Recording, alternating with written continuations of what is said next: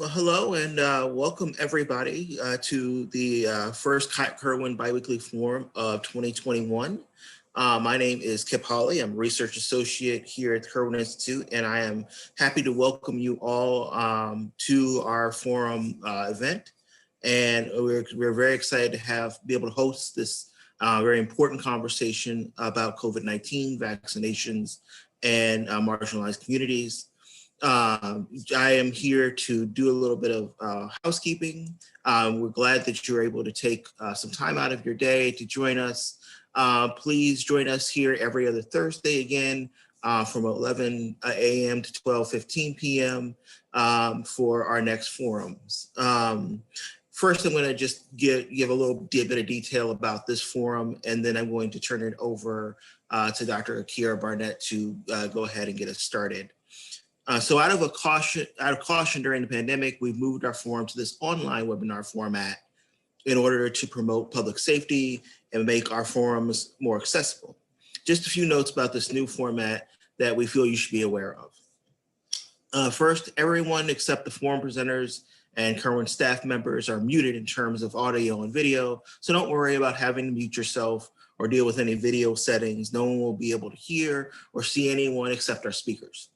Also, the chat feature is disabled for this webinar, but we encourage you to make use of the Q&A button to ask questions or raise concerns about the webinar as it's going through.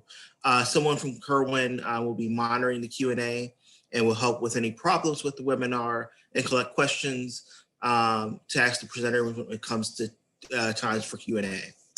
Finally, this webinar is being recorded so that we can make that available through our social media afterwards. And we'll let people know when that's coming, usually in the next day or two after the forum. Though no one is, except the presenters, will be recorded, we want to make sure everyone is aware ahead of time, just for the sake of transparency. Today, we are pleased to be joined by Dr. Akira Barnett from here at Kirwan, and an illustrious panel of public health experts who will be sharing their knowledge and experience on the subject of COVID-19 and vaccinations and how that is affected by structural inequalities in our society. I'm really excited to hear what they've got to say. And so without further ado, I'm going to go ahead and turn things over to Dr. Akira Barnett to introduce our panel and get us started. Yep. I'm going to share our slides. All right, so good morning, everyone. Make sure we see the right slides. So we are really excited to be here today and having this conversation around COVID-19 and vaccinations, and really paying attention to what's happening in our marginalized communities here in Ohio, but also this can be taken further and abroad. We have been working as a group. So today we have Johnny Chip Allen from the Ohio Department of Health, Drs. Juliana Nemeth and Taslim Padamsi from the College of Public Health here at OSU, and Dr. Dina Chisholm from Nationwide Children's. And we have been fortunate to have been working together closely as a group over this last year during this pandemic, really identifying where our vulnerable populations are in the state and trying to figure out what do we do about those vulnerable populations? How do we address this pandemic for these individuals? And so today we want to bring that work to each of you and talk about how that work that we've been doing also translates to what we need to do in terms of this vaccination in this next phase of the pandemic. And so first, I'm going to turn it over to Chip Allen. Thank you, Dr. Barnett. Good morning, everyone. And first, starting out, I'd like to just tell a brief story about how we got to where we are right now. If you all recall, about a year ago, we were just getting into the throes of this pandemic. We had just started to hear things about the fact that certain groups had a disproportionate impact of COVID-19. And we really didn't have a lot of strategies to deal with that. Next slide. And so one of the things that I was able to do is our Chief Information Officer at the Ohio Department of Health had alerted me to this new data source from Deloitte Consulting. And it actually allowed us to actually have information at the household level to be able to respond to the pandemic. I had already done my own analysis, and I had done it at the census tract level. And I realized I needed more. So when I found out that I had this new data source that was available at the household level, I knew that I needed to assemble a team to help me maximize that resource. So the first thing I did is I contacted Director Angela Dawson and Dr. Dina Chisholm to be able to tell them about this group that I was forming. And then I also had the pleasure of meeting at that time Dr. Juliana Namath. Dr. Namath then brought more colleagues to the table, such as Dr. Kira Barnett, Dr. Andrew Miller, Jason Reese was involved. So we had all these really great people involved in this effort to be able to help use this resource. And so I'd like to just tell you a little bit about what we did with this resource. Next slide. And so when the work group came together, we actually all brought different gifts to the table. So again, Deloitte had brought its household level data that actually allowed us to get information that we couldn't get anywhere else. The Kirwan Institute brought GIS expertise, expertise on racial and ethnic issues, and of course, our colleagues at the College of Public Health brought a number of different tools in terms of qualitative and quantitative research. And so we knew right off the bat that we really had something that we could offer the citizens of the state of Ohio to respond to the pandemic. One other thing I just want to say before we get into exactly how we went about this work group actually came together about 3 times a week. We met for an hour 3 times a week for months. And our colleagues who came together did all of this work, meeting, analyzing data, discussing how we can make it better for months without any guarantee that they would ever be compensated. And I just wanted to bring that up because we eventually found some resources to be actually to support this work, but for months, they were doing this work for free. And the only thing that they wanted to make sure is that we gave the best that we had to offer to the citizens of the state of Ohio. So I want to thank them for that dedication. Next slide. And so when we started to think about this analysis, we started off with a set of questions. We really needed to understand, for example, who was at greatest risk for disease and disability from this pandemic. We wanted to know exactly where the populations were. We also really wanted to understand what were the barriers and how. Next slide. And so what I want to do in this next slide is really want to focus on how we came up with the where and the who. Next slide. So when we started thinking about identifying populations most at risk for COVID-19, I'd like you to also think about where we were last year at this time. We didn't necessarily have the test for COVID-19, but we had enough data to allow us to make inferences and projections on where the pandemic would hit the worst.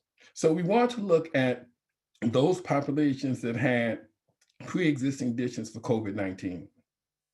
There's a lot of data out there at the census tract level that will allow you to understand that. But if you remember at the same time, last year, we were talking about the importance of essential workers. It was those essential workers who actually kept us alive in this nation. The people at the grocery stores, the people who were delivering packages. And so we understood that we had to be able to know who could not easily isolate themselves for the pandemic. And so knowing or having those types of information, we were able to create a map of 515 of the most vulnerable census tracts. Now, I just want to say something about census tracts and why we looked at that level of geography. Ohio has over 2,900 census tracts.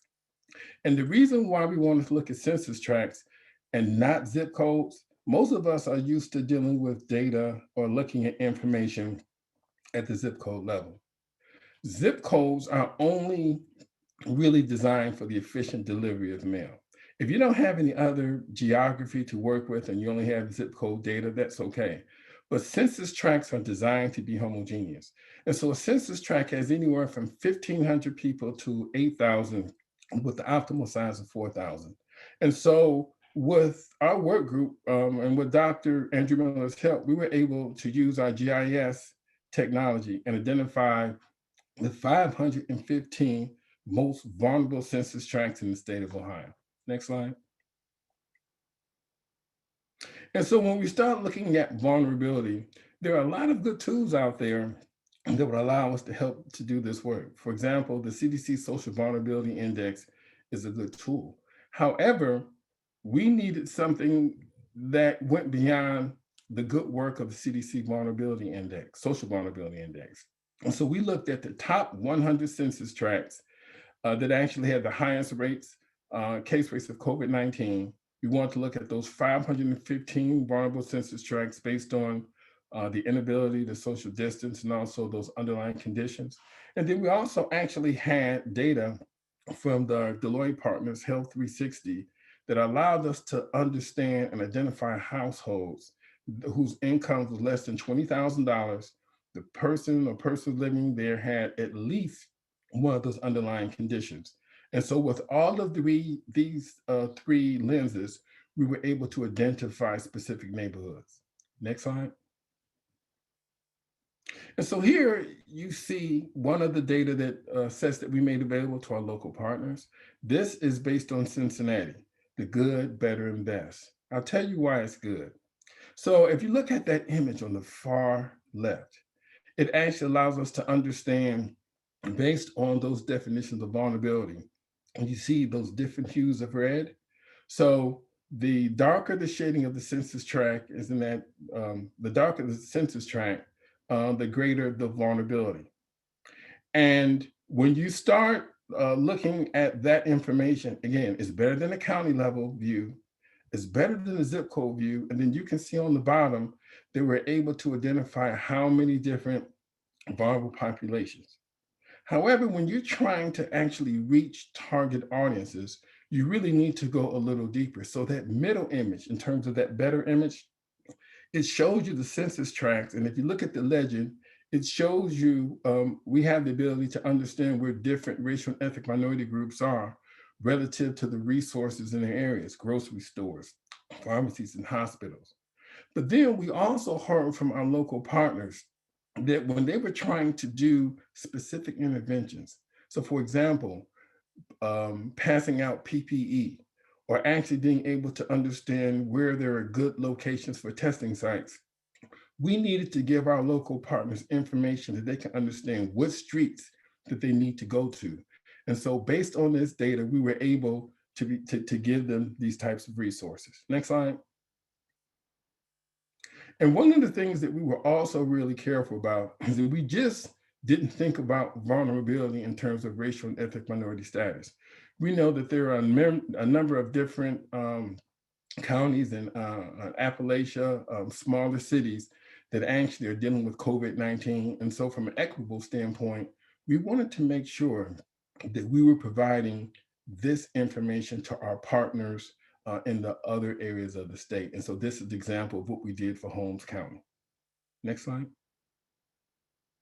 And so at this point, I'm going to turn it over to Doctors Juliana Nemeth and Taslim Podomsky, who will talk about this really wonderful needs assessment that they did to support this effort.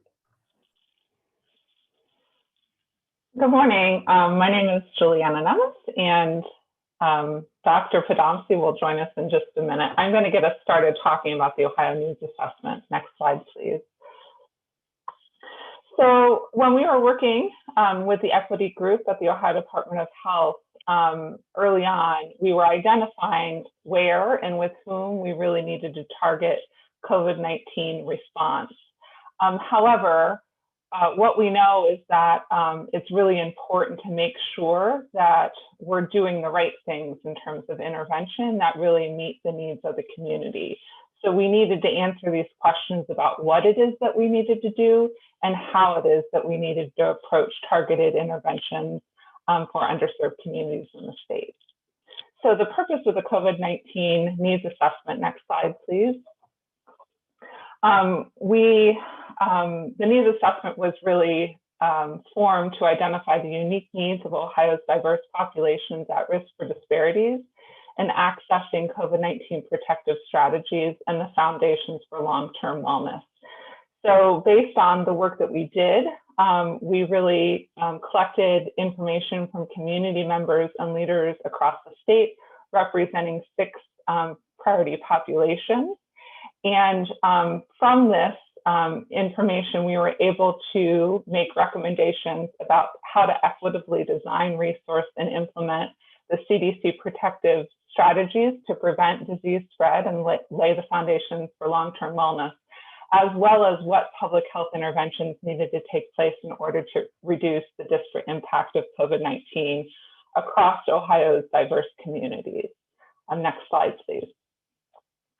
So some of you may know, others may not, that when we design public health strategies and apply it at a universal level, like assuming the entire population can access the strategy at the same time, we actually can create disparities because not all populations can receive interventions and implement interventions and those behaviors the same way. So in the needs assessment, what we did is we talked to communities about the barriers that the specific population was facing in relationship to particular public health strategies that the CDC was recommending.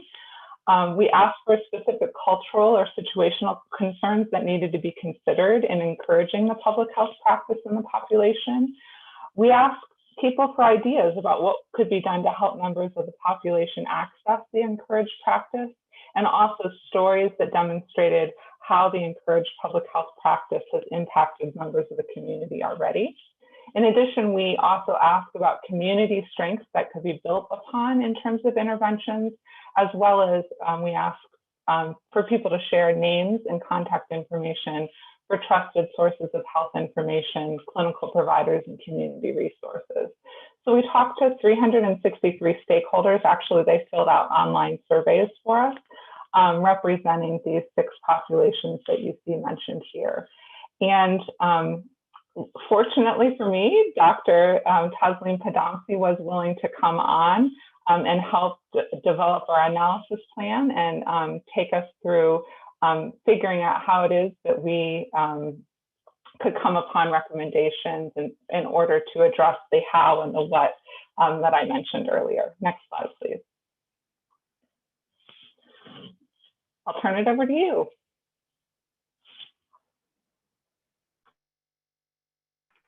Sorry, forgot to unmute myself. Thank you, Juliana.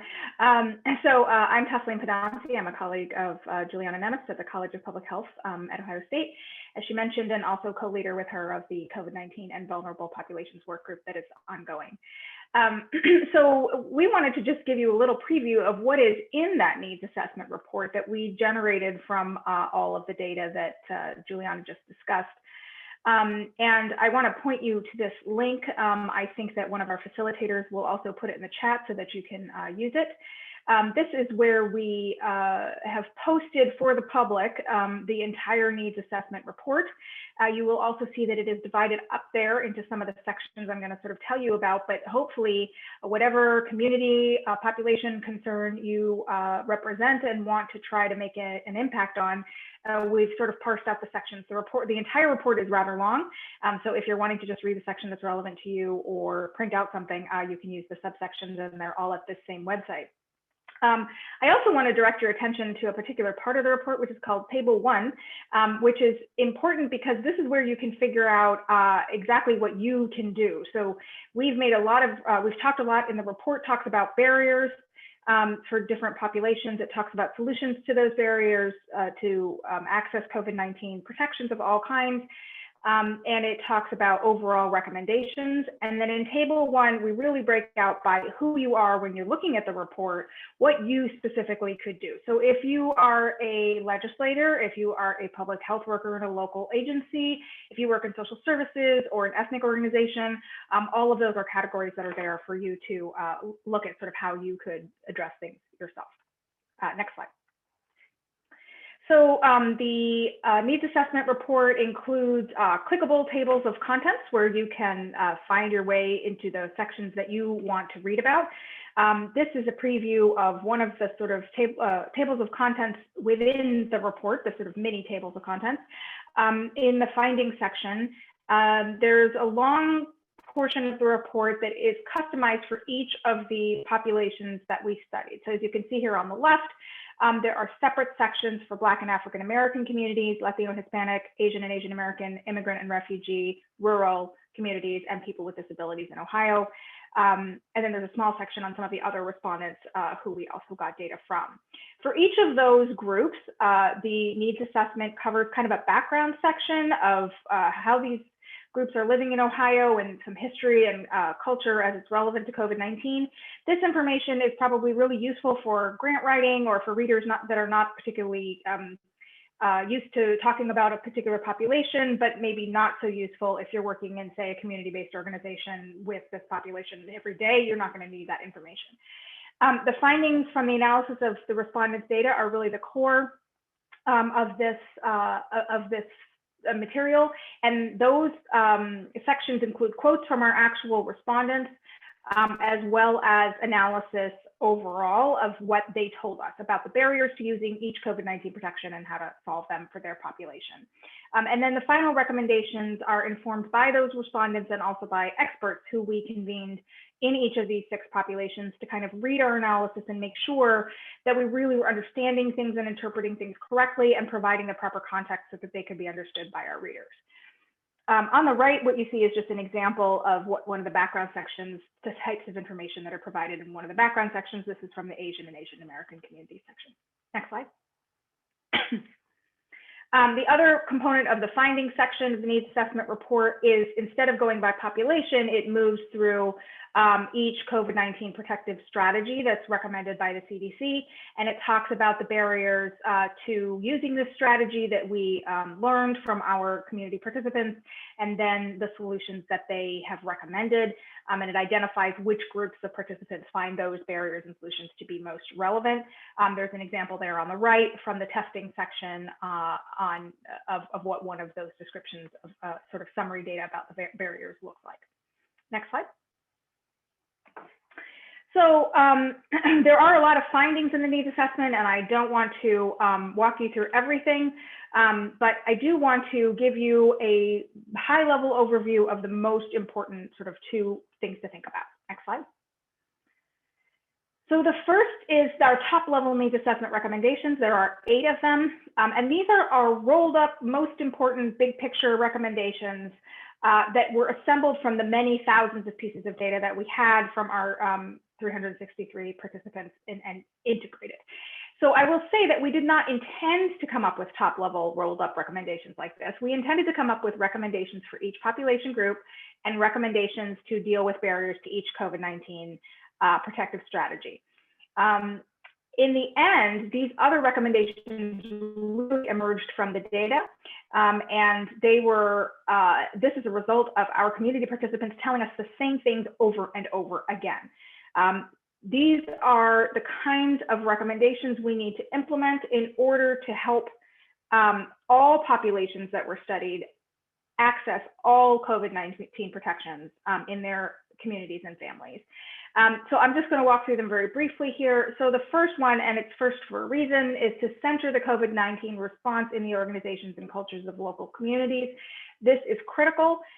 We know that we need centralized action, we need centralized resources, but we also need local community empowerment, and that the people who are trusted in local community organizations have the ability and the resources and the support to be able to be a part of the COVID response and to be a voice of the COVID response in their own communities. Economic injustice affects everything from access to testing to ability to get to a healthcare provider if you get sick, and we need to be directly addressing those financial issues in the pandemic. Racism and immigration-related fears is not going to be something that's particularly surprising in this context, but we often find that people say, well, yeah, that seems maybe a little, I don't know, peripheral or something. This is an argument that we need to be making all the time, because in fact, if people are not trusting of medical authorities and healthcare systems, and we'll come back around to this more later, because of a history of racism or because they are concerned about immigration authorities coming after their families, it doesn't matter what else we do, we're not going to get through. There are a variety of public policies that need attention in order to clear away barriers to using COVID protections, such as needing to show up for work even when you're sick. people need access to affordable, low-density housing in order to be able to implement social distancing in communities where people live in congregate housing or high-density housing.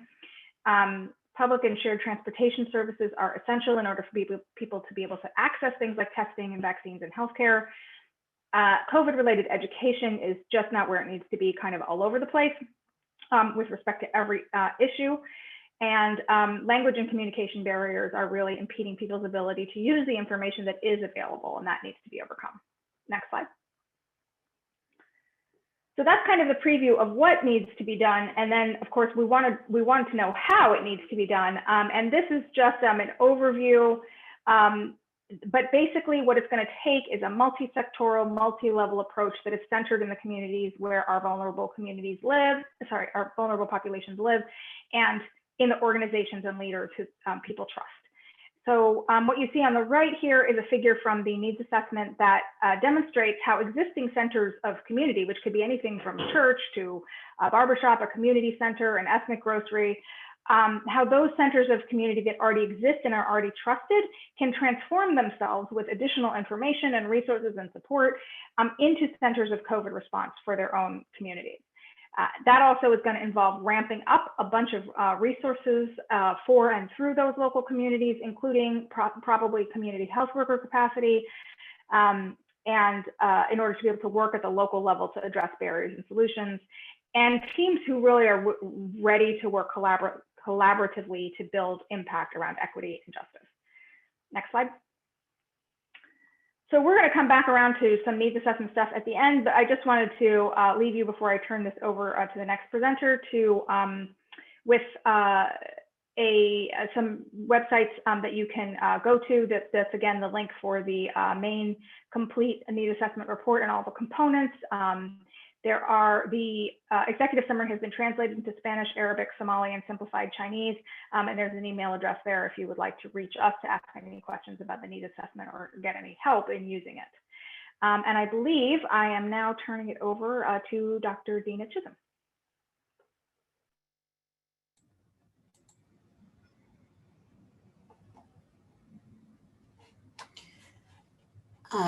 Good morning. I hope you guys are able to hear me okay. First of all, I'd like to say it's been a joy working with this team over the past year, it feels like, on this project. And what's important about what was done over that time period was that all the data that Chip shared and all of the really valuable community input that Dr. Padansi and Dr. Namath generated was put out into the community at the state level and at the local level and at the community organization level to really help to drive approaches to testing, approaches to distribution of PPE, and other policy related concerns. And that has been valuable. It's not been perfect because we're building the train while we're driving it, building the plane while we're flying it across all of this work, which means the policy piece is never perfect. And then you add to that the fact that in December, we got one more puzzle piece, which was the vaccine. And people who were working on building policy and practice around testing and around containment had to further spread their energy to start thinking about policy specific to vaccination. And so I want to talk a little bit about where we are right now in that policy related to vaccination and how that policy can support equity and ways that, at least at the start, it may not. So we'll go on to the next slide. So the initial policy that was rolled out by the state of Ohio, and this is taken directly from the state of Ohio website, took what is arguably a really rational approach to dealing with vaccine. And the approach had to be complex because it had to deal with the fact that supply was limited. It had to deal with the fact that we were building the capacity for delivering that supply once it got to the state level and then once it got to the community level, and that there were varying populations at risk. And some populations were more at risk of serious outcomes or death than others. And all that had to be built into this policy process. So there was a decision that we would go with a start of a phase 1 where supply was limited and we really focused on who got it, recognizing that hopefully as supply starts to increase, we can expand to phase 2 with more vulnerable populations, and then phase 3 and 4 with wide availability.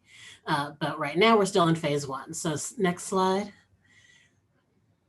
So phase 1 was broken up into 2 components, 1A and 1B.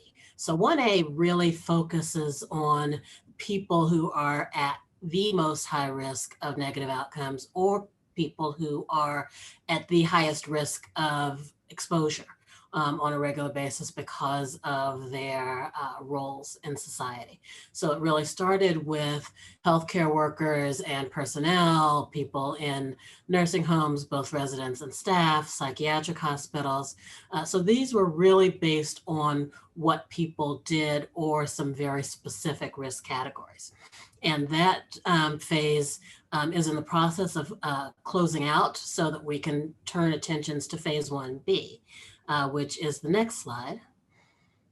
And the next slide says, okay, so we've got, those, very first priority folks taking place. Now let's move to the general population categories that are at the highest risk of severe morbidity and mortality, so severe illness and death. And that was defined as Ohioans age 65 and older, and those living with severe congenital, developmental, or early onset medical disorders. And then also the school-based staff, which was really more focused on getting the educational experience of children back to some level of normality rather than based on a specific high risk of disease outcome.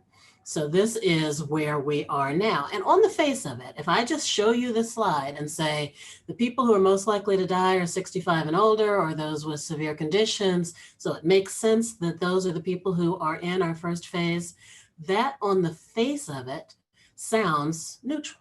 It sounds like it shouldn't be an equity problem because we're focused on high risk. But if you dig just a little deeper, you realize that there are equity concerns even in a face neutral policy. So if you look at the next slide, and I will admit I'm an epidemiologist by training. I always have to say that because I really am not allowed to do presentations as a professional unless I have a couple of data slides in there, and I just need you guys to understand that. But I did good. There's only 2 data slides in this presentation today. But this one's important because if we start with saying we're going to open the doors to people 65 and older, we're staging it based on the oldest and then a couple of weeks and then the next oldest and then a couple of weeks and then the next oldest group. But what you see when you look at this slide is at each of those age bands, there are higher proportions of the white population eligible for a shot than there are of the Black population. And this is non-Hispanic, white, and non-Hispanic Black. And this is actually based on US data rather than Ohio-specific data, and I'll explain why in a minute. But what you can see is when we get to that level, when we're letting in all the 65 pluses, nearly 18% of the white population is in the eligible population, compared to only about 11% of the Black population. Why? Because life expectancy is not equally distributed in this country and never has been.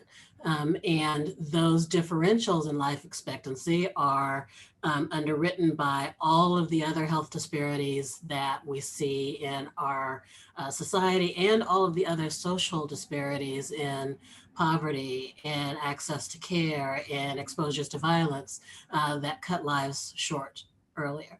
So basically all of the things that create inequitable life outcomes are underpinning one reasonable policy decision to say we're going to start with people 65 and older. and create a disparity in the width of the opening of the door by population without doing that intentionally. Next slide. And not surprisingly, that's what we're seeing in the vaccination outcomes so far. You can see that about 4.8% of the white population where there's data for race has been vaccinated, compared to about 2% of the Black population where there's data available. Now, I keep saying where there's data available because if you look on this slide, under white, the next two most common racial metrics are unknown and other.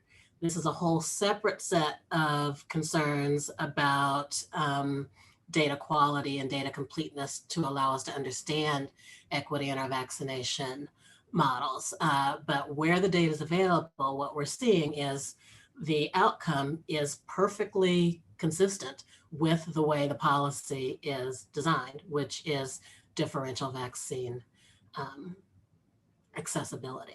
Now, some people might say, well, what does it really matter? If the probability of dying is highest in the 65 plus population, and we're getting shots into arms of the 65 plus population, that's got to be the priority, because our first priority is preventing deaths and keeping people out of the hospital.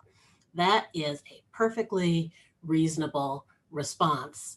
But again, when we dig a little deeper, we see that not only is population distribution not equal, risk distribution also isn't equal. So next slide. So when you look at, and this is US data as well, because I was not able to get my hands on state level data that was cross-tabulated by race and age, but was able to find it from the CDC's website. You can see that at every age band, Black COVID-related mortality at the population level is higher than white. And what you can see is that for the 55 to 64 Black population, the risk is pretty similar to the 65 to 74 white population. But that 55 to 64 Black population isn't allowed in the door yet, even though their risk is a little higher than that age group 10 years plus in the white population. So again, you have a situation where while we're certainly neutral on the face, we're actually disadvantaging equally high risk populations who are younger because of the health issues that permeate the African American population. So next slide. I'm not a negative Nelly, and this is not doom and gloom. This is really just about understanding how policy can impact outcomes and decisions. We are excited that February 15th, the second part of phase 1B will open up. And so it won't just be age, there'll also be clinical conditions that increase risk included. And that will start to move more people in those younger high risk categories up into the room for vaccine eligibility. So it's coming. It's just that this early phase has some challenges associated with it. So what does that mean? Next slide. What it means is, first of all, when resources are restricted, we have to have policy solutions. We just have to. There has to be some decision rule in place. And when resources are restricted and stakes are high and decisions have to be made quickly, those policy solutions are hard, and it's really hard to make them fair. They're always going to be imperfect. So what that means is that we just need to constantly check for unintended consequences, make sure we know when they're happening, and then develop solutions to address those so that we are doing super targeted, high level outreach to those populations as they become eligible so that we can do catch up. And the reality is, in the next couple of months, we should be able to do that catch up if we do targeted interventions using the types of information that we have gained from the needs assessment, which is why it's important for us to have done all that base work last year for us to get to where we are now, closing the immunization gap in a way that should hopefully ultimately close the disease gaps and the mortality gaps as we continue through the spring. So I will stop there and turn it over to my colleague Chip to talk about another potential barrier to vaccines beyond policy. Thank you, Dr. Chisholm. Next slide. So one of the things that you heard from my colleagues in this talk is that we had to bring so many different types of information to this work in order to really make the best decisions or help our leaders make decisions, whether or not they be at the state or local level. And a lot of times what happens is you can't just use one set of data. You have to be able to use different types of information to be able to get the type of signals that you need to be able to make the best decisions. And so we need to not just think about disparities, we need to think about inequities. We need to be able to understand how social determinants are really impacting the lives of folks, not just with COVID-19, but outside of COVID-19. And so I'd like to introduce you to a tool that we have at the Ohio Department of Health that we have used in conjunction with everything else that you've heard to be able to allow us to understand, in a sense, what's going on in our communities. Next slide, because we have to change the way we think. So one of the things that we have at the Ohio Department of Health is market research data. So at the Ohio Department of Health, we have the same capability as Fortune 100 companies to understand different aspects of the community to be able to help deliver better public health services. And so in our Claritas market research data set, we have a variable, and it talks about vaccines. And in this particular variable, it asks the questions, do the benefits of vaccines outweigh any possible risk? And so here you have a map by census tract reflecting at least what the market research says.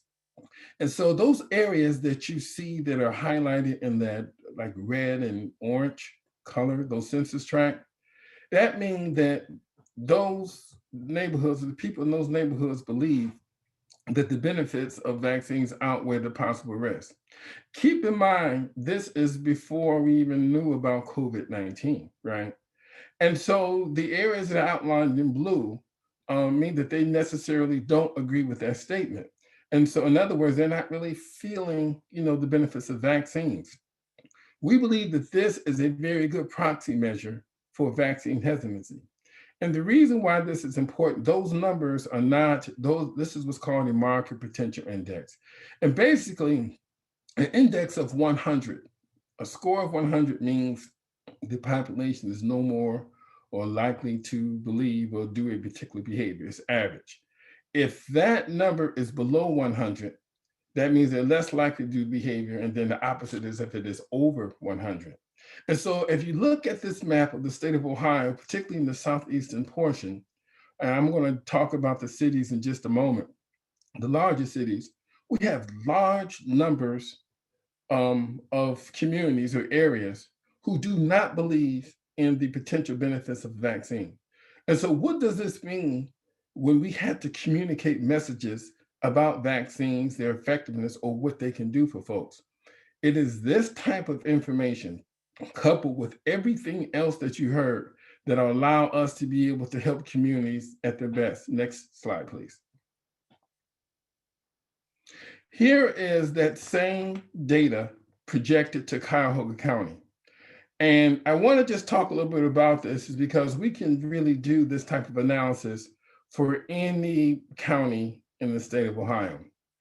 Again, the areas that are outlined in the darkest hues of red, index scores well over 100, means those areas are most likely going to be thinking that the benefits of vaccines outweigh the risk. But look at the areas in the different shades of blue. I want to just tell you a little bit about that. So those areas that are outlined in blue and the darkest blue tend to be those areas that have the highest concentrations of racial and ethnic minorities in Cuyahoga County. Not only that, if I were able to show you a map of Cuyahoga County by census tract in terms of the greatest COVID-19 case rates, it will look just like those areas outlined in blue. So here's the thing, that those communities that could benefit from from vaccines have not only the highest rates of COVID-19, but also are less likely to believe in the benefits of vaccines. And so what this allows us to understand is that we have to be able to work with communities knowing this information. And if you look at the map, there are different neighborhoods with different shades of blue, the blue and teal. That means that we have to be able to work with communities to understand what their needs are and tailor the messages so that they can make the best decisions for themselves, their households, their communities to overcome this pandemic. We have this information, and we, again, make this available to our local partners. Next slide. So now I'm going to turn it back over to Dr. Juliana Nemeth to speak a little bit more about the equity focus of the needs assessment. And by the way, I would also like to say that this needs assessment, to my knowledge, is probably the first and only statewide needs assessment that I've seen in the country that actually goes to our local communities. And so it was just such a pleasure to have this connected with our work. Dr. Nemeth? Actually, I'll start here, and then we're tag teaming as we usually do when we talk about the needs assessment. So yeah, so as Chip said, we want to just take you back here at the end to the needs assessment and use it as a tool for thinking about how do we launch the appropriate kinds of interventions that are going to make a difference for the kinds of barriers that we've been thinking about and other ones as well. So next slide. As you might remember from Juliana's presentation earlier, the 8 COVID-19 protection strategy groups that we studied overtly in the needs assessment did not include vaccine, because that really wasn't on our agenda right at the beginning of the pandemic, although of course we all hoped that it would be soon. But again, we found that for the majority of issues, we have a common set of barriers that require a common set of solutions. And so there's a lot that we can learn from the needs assessment findings and from what our participants from all of these vulnerable populations told us in those, when they provided that data, that we can then apply to vaccination. And it gives us a lot of information about what kinds of interventions we know we need to launch right from the beginning. So revisiting the needs assessment as we've been doing through the lens of what's going to be needed for vaccination. There's a lot of really useful information, particularly in the sections where we focus on testing and healthcare access, because those are areas that have a considerable amount of overlap with what's necessary to make vaccine distribution work. And from there, we can extract a series of critical barriers that are affecting marginalized populations right now. So obviously, we know that so far the supply chain is not as robust as we would like it to be. And for that and other reasons, we have insufficient access to vaccination sites and appointments. Right now, in some places, this is more of a problem than others. And in some places, people who are in the right age groups of phase 1B are able to get a vaccination now without a problem. In some places, not so much. Lack of healthcare access and connection to healthcare providers and centers is really important. We know that even though there are places that you can get a vaccine, in fact, the preponderance of places you can get a vaccine now are publicizing, that you don't, it's not about being affiliated with the particular provider, it's just about making an appointment with us.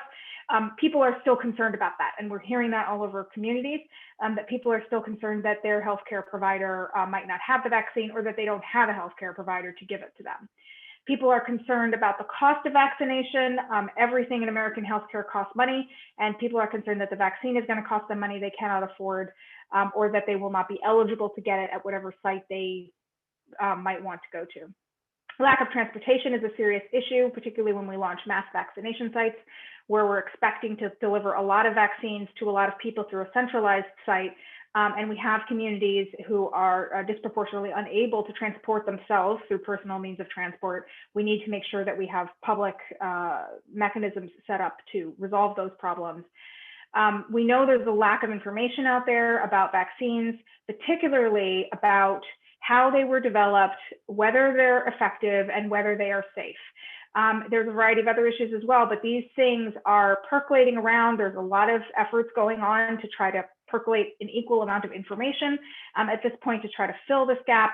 But this remains particularly important in marginalized communities where this information has to come from people who are trusted and be packaged in ways that are appropriate for that community. And that brings to the next point about mistrust of medical and public authorities, and particularly in the context of medical testing and research, where people have good, solid, real historical reasons for being concerned about using a vaccine that seems new, it seems relatively untested, it seems unclear, are people really going to be okay if they use this vaccine? And we can expect to, and in other forms of data, other than the ones that Chip Allen reviewed, I think we've also seen evidence that in some of our communities of color, vaccine hesitance is higher because of these kinds of reasons. And we know we're going to have to address that directly in a way that acknowledges the reality of those histories and addresses them with information and conversation about those realities until we have trust and faith that this is something people want to use. Language barriers always get in the way. If you can't talk to your provider, you can't feel comfortable about using a vaccine. And we do have a fear of lost work time that I'm hearing percolate, particularly among people who have to show up for work at a particular day and time, and they're concerned about, what if I feel really crappy after the vaccine, particularly after that second dose, and I can't go to work. So I would say that these are the kinds of lessons we can extract from the needs assessment and also from ongoing data collection that we're doing and hearing. And I'm going to turn it back over to Juliana Nemeth to talk from the perspective of what we learned from the needs assessment about what kinds of solutions we need to launch. Thank you. Next slide, please. So as we think about the high-level recommendations, which were really recommendations drawn, as Dr. Pedonci said, across all the populations studied. And I'm just going to actually mention those populations. I didn't read them out loud before, but it's Black and African American communities, Asian American communities in Ohio, Latino and Hispanic communities in Ohio, immigrant and refugee populations, rural residents of Ohio, and people living with disabilities. So it's really important to recognize that these issues are issues across all those populations. And as Chip pointed out before, we see vaccine hesitancy highest in the populations also that we've studied. And so for those reasons, I think it makes a lot of sense to go back to lessons learned from the needs assessment to figure out how it is that we have to work in communities that are, were included in the needs assessment to begin with. We've focused on these top three to begin with because it's critically important at this point that we center the COVID-19 response for vaccinations in the organizations and cultures of local communities. We know, right, through what Dr. Chisholm just presented, that racism, even in the way that we've set up the policies, is working. So structural racism is still playing a factor in what's happening in terms of access, coupled upon the fact that there has been historical racism that increases the fears for vaccination. And this is one of the reasons why it's critically important that it is health professionals within communities and culturally specific communities, as well as in, culturally trusted organizations within communities that are partners in vaccine access issues and dissemination. And the education that's created, that's targeted towards communities, needs to account for the historical experiences that different populations face. I should mention, we know this is true in our communities of color across the state, but it's also true for rural residents. As you saw, we do see health disparity outcomes, especially among our Appalachian residents in Ohio, and centering the COVID-19 response in the trusted resources in rural communities is still extraordinarily important. So the needs assessment tells us that this is what we need to be doing in order to assure access for vaccination for populations that we know, we predicted, and now we know are already experiencing disparities due to COVID-19. Next slide, please. The other thing is there are still these structural things, these things that we need to consider in order to assure that people have access to vaccinations. Setting up vaccine sites, mass distribution vaccine sites, and just assuming people will come, that's like a universal kind of, here's the public health intervention. We're going to assume people come. But what that does is create disparities, because there's certain populations that have access to transportation and can get there, and there's others that don't. So we really have to make sure that we assure that we're thinking about transportation and how people are getting to vaccination and where vaccination is being delivered. What that means is, for local public health and for people that are thinking about vaccination in local communities, in some respects, sometimes we will have to take vaccinations to populations. There were census tracts that we identified that were part of that 515, where over 50% of the households in those census tracts, both rural and urban, did not have access to a car and transportation within the home. So transportation must be a part of the targeted intervention to assure equitable access to vaccine. In addition, language and communication barriers must be addressed at the point of vaccine, but also in the educational material that's distributed into communities. So these are lessons learned from the needs assessment that we can directly apply to vaccine access. And when we think about vaccine distribution, we really have to be thinking not just about distribution, but about hesitancy and access. And the needs assessment tells us exactly what we need to do in terms of assuring access and equitable access to all Ohio's populations. Next slide, please. So, key recommendations, things to take away. We really have to ensure the vaccine distribution plans include targeted interventions to specific, cultural and ethnic communities to address vaccine hesitancy and access barriers. We know that these are higher among populations already impacted by the burden of COVID-19 disease, death, and economic impacts.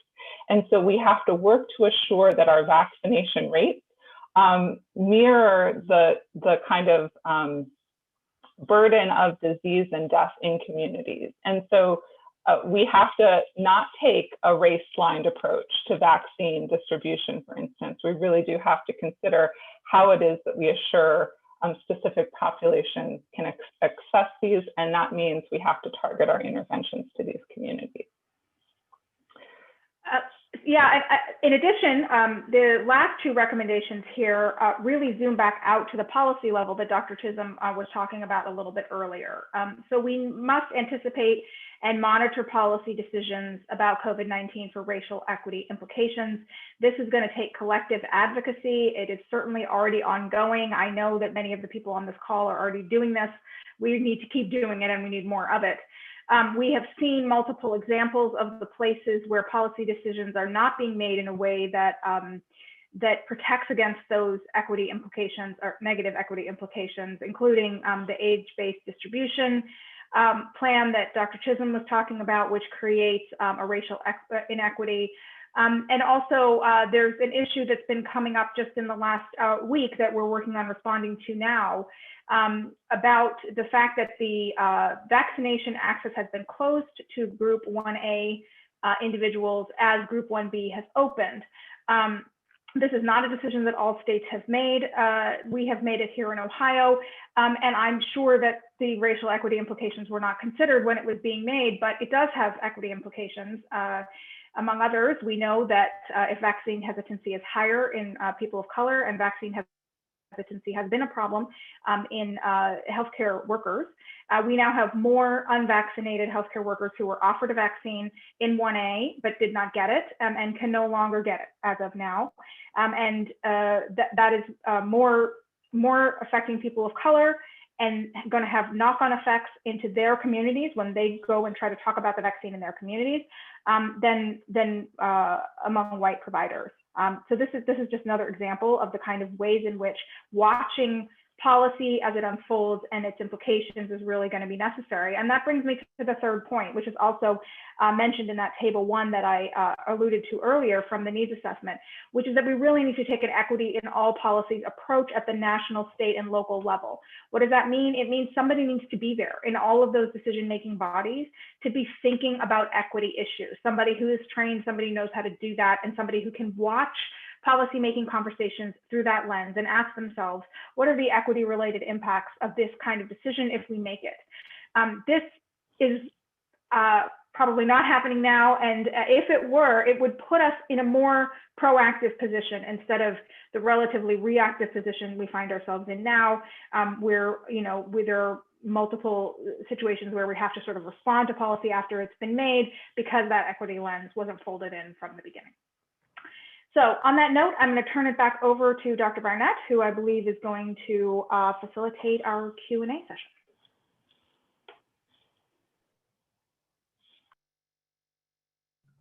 Navigating so many screens. Thank you, Taslim. So I'm going to ask all our panelists if they want to join and turn their cameras on. And I'm actually going to stop the screen share. And I'm gonna also invite the audience to continue to use that Q&A box to filter in questions that you might have.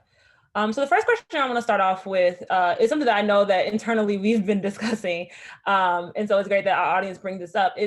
We know that there's this earned mistrust or distrust in the medical community, particularly among Black and Brown communities. And we wanna know how is that shaping the messages that we have around this vaccine? Because a lot of the messages that are coming out are very neutral. It's kind of trust the science without recognizing that mistrust that has been earned over generations. And so how are we planning to, or how should we plan to address that? I'll take a stab at trying to answer that first. The first thing I think we need to do is we need to be completely honest, and we have to acknowledge what people are feeling that impacts their decisions to do something like take a vaccine. So for example, and I think I heard Dr. Anthony Fauci say this the best when he was speaking on Black doctors.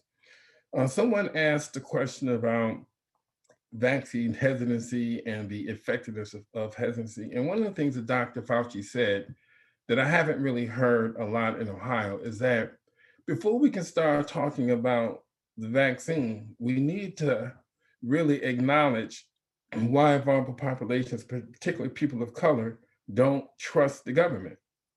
And we haven't really done that. And the other issue is that as we're talking about issues of the vaccine, we all hear reports of loved ones going into medical facilities with COVID-19 symptoms only to be turned away to go home, or people having to fight just to be able to get admitted into a healthcare facility to get treated, and then they come back and find out they have COVID-19. So I think that we have to be able to acknowledge what people in our communities have experienced, what they are currently experiencing, and we have to be able in real time to be able to correct those situations because this goes beyond just vaccination.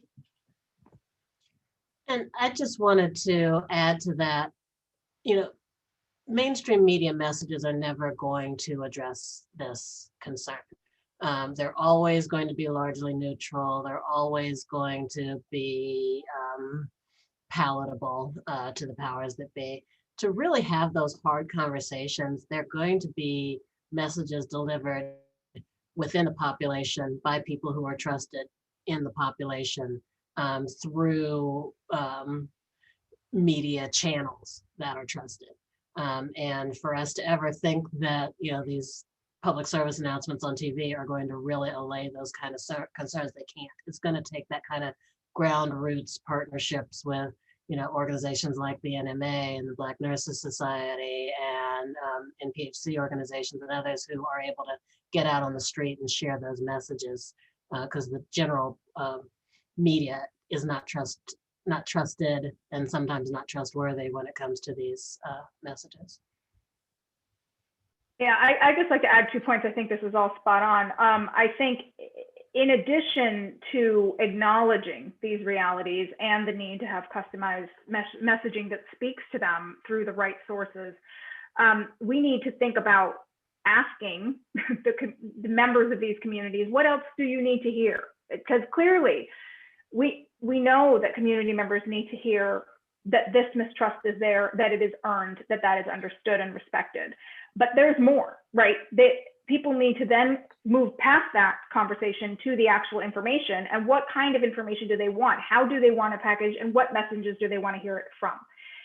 So those messengers that Dr. Chisholm was talking about having expressed themselves in the appropriate media outlets, we need to know who those people are, who are trusted in communities to bear those messages. And we need to know what kinds of questions people really want answered and what kinds of concerns they really want addressed. And to assume that we know that in a relatively new situation now isn't probably, I mean, not that we should stop moving while we find out, but we should also be finding out what is it that people really want to hear about. And so these are some of the things that we're working on an ongoing basis, actually, is talking to these community members and understanding what is it that people want to have those conversations about, and where are those conversations best had in order to earn respect and trust, so that it is not about let's convince you to take a vaccine. It's about let's have the conversation that needs to be had around taking vaccines.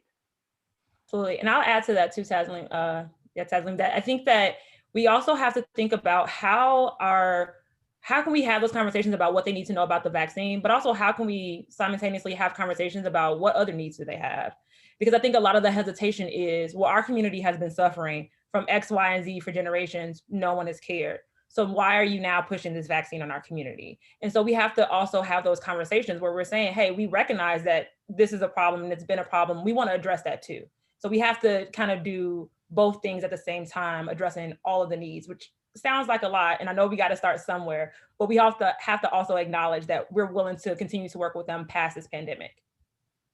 Yeah, and if I can just kind of jump in on that, I think one of the things that we focused on, and I was even noticing as we were presenting today, was the more immediate things that we need to address in terms of vaccine.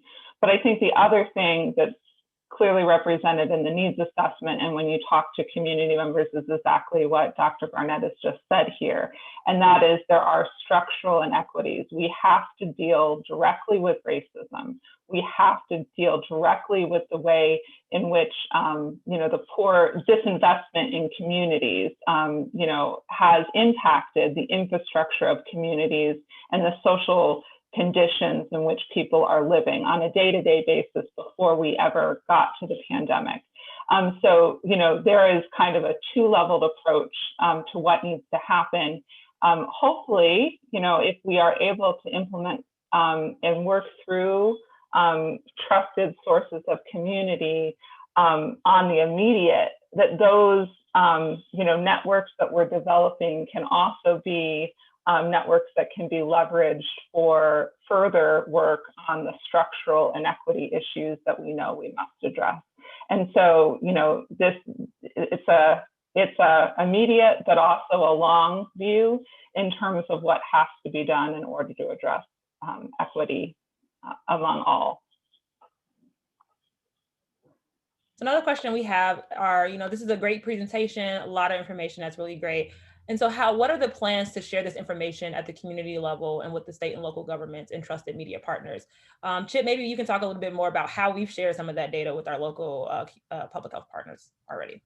Sure. So one of the things that we were able to do through our health equity work group is we actually made all this household level data available to our partners and local health departments. So what we did is we just didn't give them a blanket data set. We actually gave them a form, and they told us exactly what information they believe they needed in order to be able to fight COVID-19. And so we did that for about 45 counties, but then all of a sudden, and it's good to have really good people in your team. Dr. Chisholm brought up a point. Well, if 45 health departments or county health departments requested this information, but then we have 88 counties, it would be inequitable if we didn't make this data available to everyone.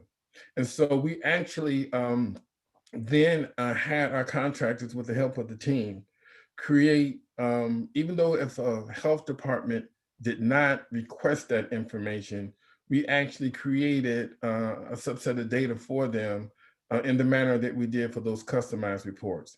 And so we are now in the process of making sure that the health commissioners in those other counties did get that information. Additionally, I know that, and Doctors Namath and Padamsi can speak to this, but when they did the needs assessment, they made sure that the links to the needs assessment were widely available so people would actually be able to have access to it. And so that was one of our small ways of actually being able to make sure that this information was available to our local partners. So if you're on this call and you want to actually be able to understand, for example, where your most vulnerable communities are, I would first suggest that you contact your local health department, because they requested the information and they should actually be able to share that. Because in doing this work, while we did identify specific neighborhoods where this should be targeted, we did not violate any personal health or personal data. So you can't really identify a particular address, but you can identify the areas that need to be targeted. And that would be my suggestion. And to that vein, we also have the question of what can individuals do? So if we want to write or call on our elected representatives, is there anyone in particular with whom we should address our concerns? And are there policy discussions that we can refer to for potential bills that's going to address some of these structural and equity issues that we've discussed?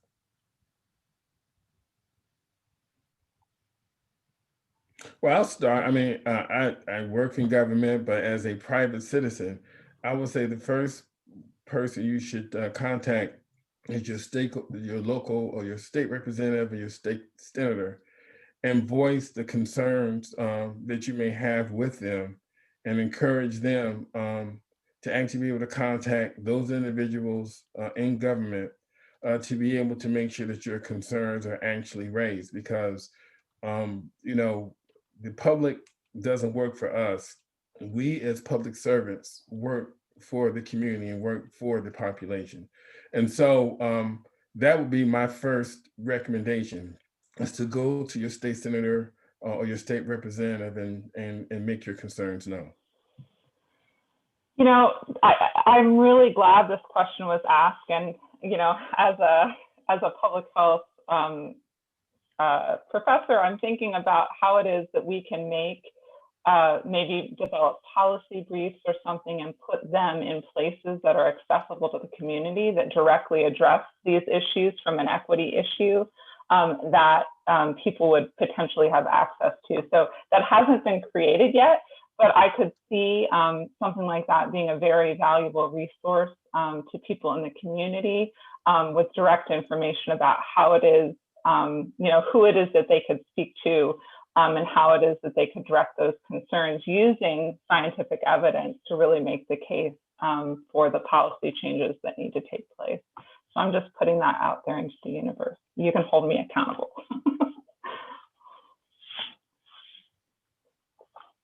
We're always looking for more work to do. Streaming through the next questions. Can we talk a little bit more about the potential of how our immigration policies complicating the outbreaks in Black and Brown communities? Well, I can start. I think, go ahead, Tasman. Please, go ahead, Joe. Well, I think first of all, we have to make a determination and come to grips with some of the racist implications of immigration policy, number one. And I think that's where we have to start.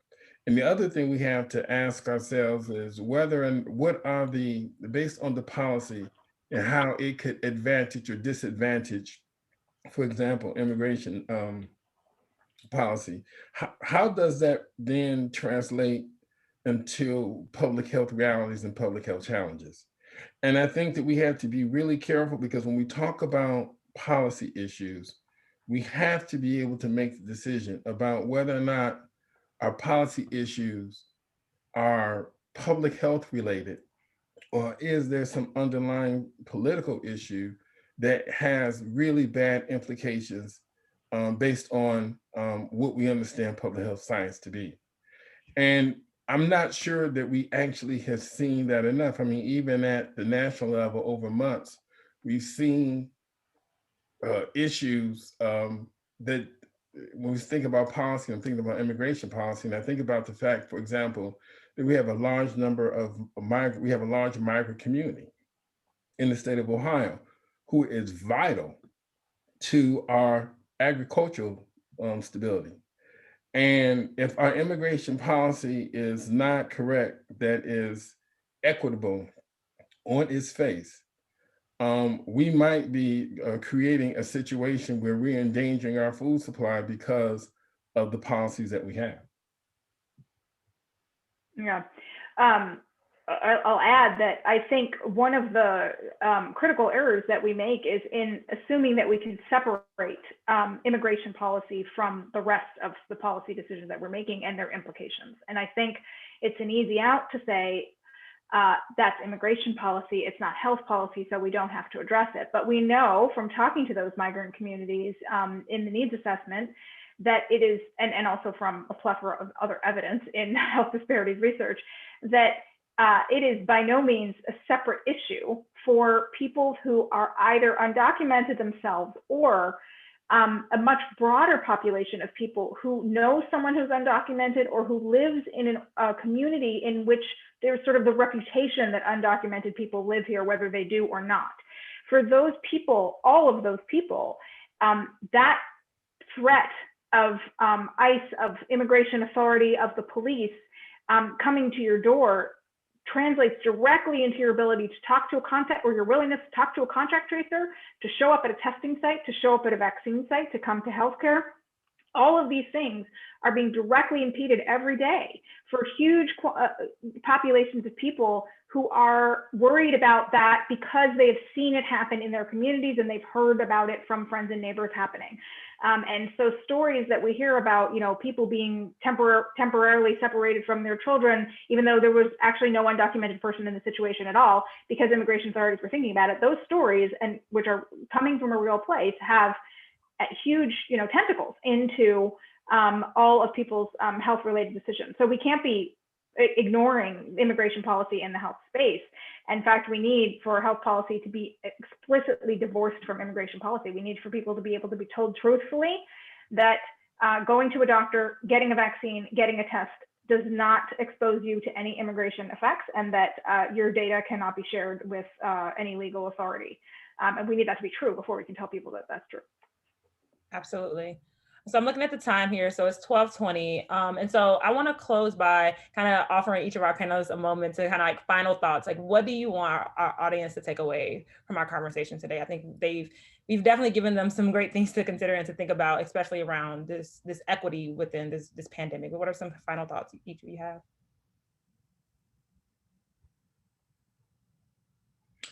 Okay, I guess I'll go first. One of the things I want the audience to understand is that COVID-19 is not going away anytime soon.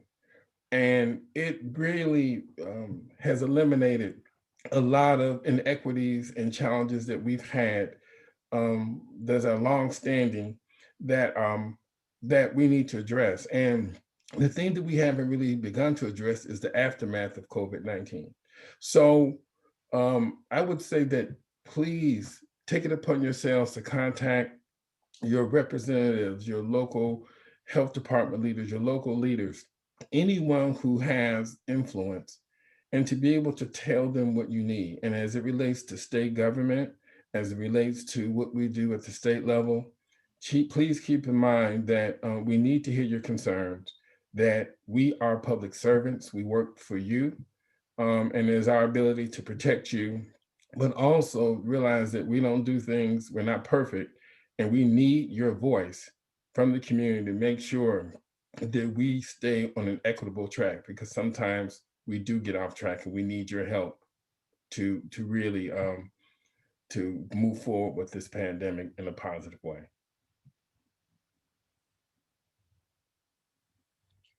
I guess I'll just build on the not going away part and saying that vaccination is important and valuable.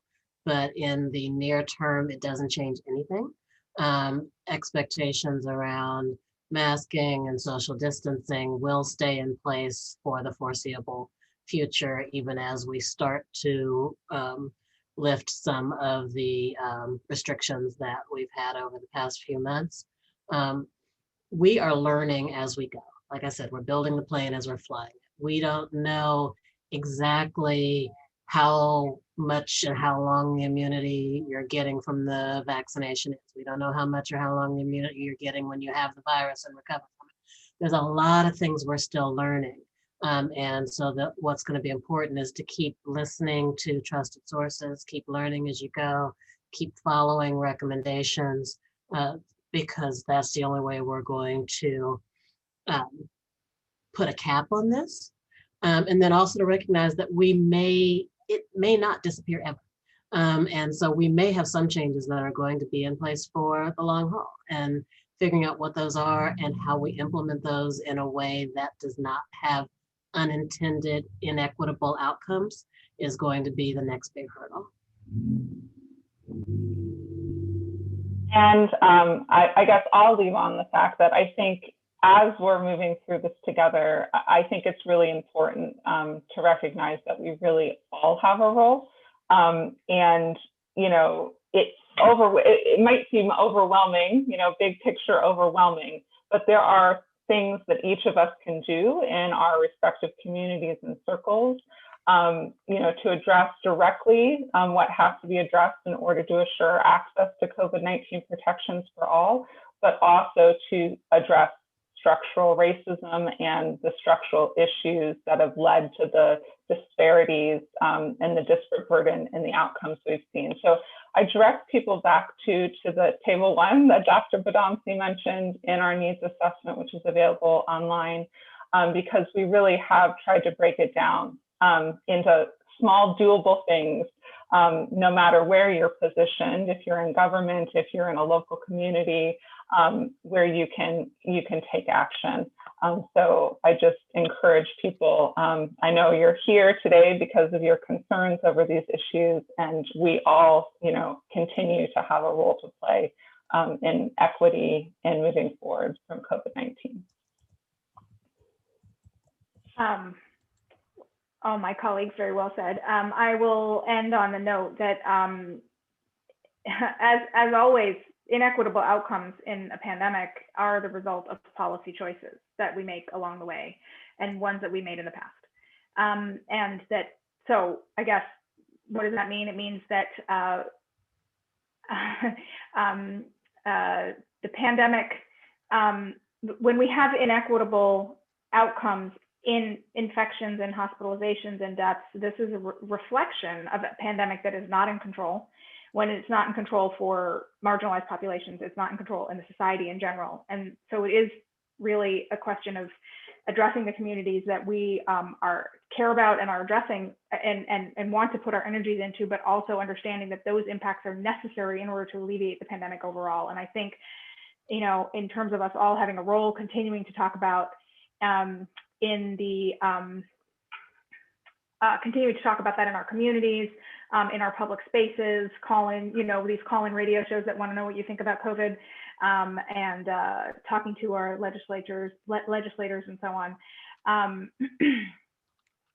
Yeah, so I think yeah, just the continuing to talk about it and continuing to make that link between the decisions that we make and the outcomes that we get. Kiara, back to you to see if you have a question for us.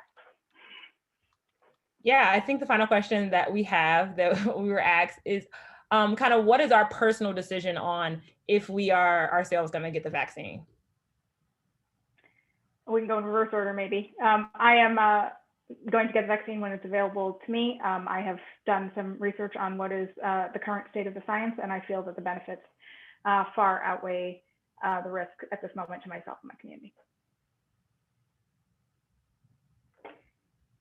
So then, Juliana, Dr. Yes, I also will, you know, access the vaccination and take the vaccination at the time it is available to me. I do live in a multi-generational household, and you know, I think it's critically important that those, you know, that we acknowledge that it's not just a decision for ourselves, but a decision that affects the people we live with in our communities. So I have not yet, but I will once it is available to me. I do intend to get vaccinated. I'm not in an eligible population. I mean, I think we have to start with the fact that there's a clear policy, and as that policy extends, then, you know, it'll be appropriate for people to start thinking about it, but I'm not in one of those categories that gets vaccinated yet. I will probably honestly not run to the front door the day my door opens up. And that's not a hesitancy issue. I think that a lot of other people who need to get through the door before me, and if I can hold off my shot for a few more weeks or a few more months, I'm okay with that, because I see myself as not being high exposure risk and not being high exposing others risk and not being high clinical risk. And I think I want all those people to get them before me. But that's just a personal choice. I will be in line. It probably just won't be the front of it.